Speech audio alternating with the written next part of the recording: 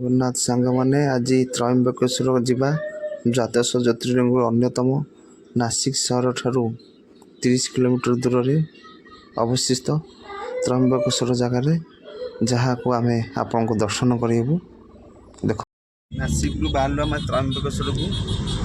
ଆପଣ ସେୟାରିଂ ଟ୍ୟାକ୍ସିରେ ଯାଇପାରିବେ, ନହେଲେ ପର୍ସନାଲ ରିଜର୍ଭେସନ୍ କରିକି ଯାଇପାରିବେ। ଆମେ ରିଜର୍ଭେସନ୍ କରିକି ଯାଇଛୁ। ଆଉ ସାଇଟ୍ ସିନ୍ ବି ଆମକୁ ହୁଏ ବୋଲି କହୁଛନ୍ତି, ଯାହାର ପ୍ରାଇସ୍ ରହିବ ଆପଣଙ୍କୁ 2,500 3,000 ଭିତରେ। ଆମେ ସକାଳୁ ବାହାରିଲୁ, ଆଉ ବଢ଼ିଆ ସାଇଟ୍ ସିନ୍ ସବୁ ଅଛି। ଆମେ ଦର୍ଶନ କରିବୁ, ଦର୍ଶନ କରିକି ପ୍ରଭୁଙ୍କ ଆଶୀଷ ନେବୁ। ଆମ ଗାଡ଼ି ଚାଲିଛି।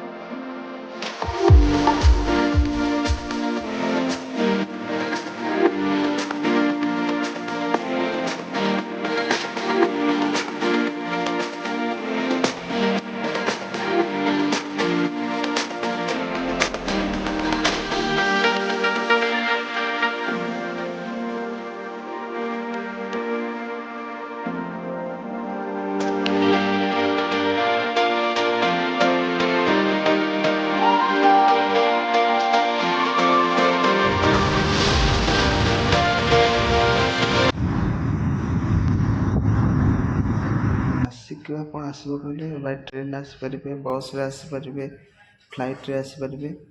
ଆମେ ବର୍ତ୍ତମାନ ନାସିକ ସହରରୁ ତ୍ରୟମ୍ବକେଶ୍ୱର ଦୂରତା 28ରୁ 30 କିଲୋମିଟର ହେବ। ଲୋକାଲ୍ ଟ୍ୟାକ୍ସିରେ ଯାଉଛୁ। 12ଟା ଜ୍ୟୋତିର୍ଲିଙ୍ଗ ଅଛି ଦେଶରେ, ଯେତେବେଳେ ନାସିକ ଅନ୍ୟତମ। ଆକୁ ଆପଣ ଯଦି ଫାଙ୍କା ଥିବେ ଅଧଘଣ୍ଟେ ଦର୍ଶନ କରିବେ, ନହେଲେ ଆପଣଙ୍କୁ 1-2 ଘଣ୍ଟା ଲାଗିପାରେ। ଆଉ ବହୁତ ପାଖାପାଖି ହେଇଗଲୁ ବର୍ତ୍ତମାନ। ଆଗକୁ ଆମେ ଦେଖେଇବୁ ନାସିକ ମନ୍ଦିର ପାଖକୁ ଯିବା। ଜୟ ଜଗନ୍ନାଥ।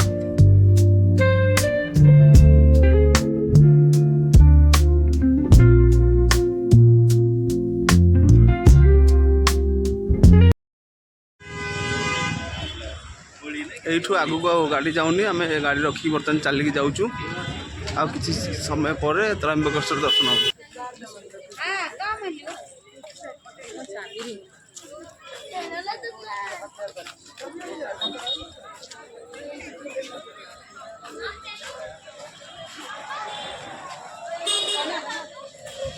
अंबेडकर स्टैच्यू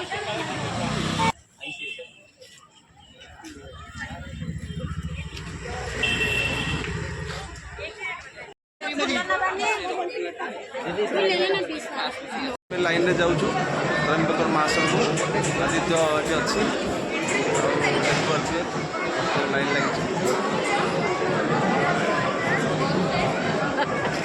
ଆମେ ବର୍ତ୍ତମାନ ଲାଇନ୍ରେ ଯାଉଛୁ। ଆପଣ ଦେଖିପାରୁଥିବେ ଆଜି ଟିକେ ଅଳ୍ପ ଗହଳି ଥିଲା, ତେଣୁ ଆମେ ଅଧଘଣ୍ଟା ଭିତରେ ଦର୍ଶନ କଲୁ।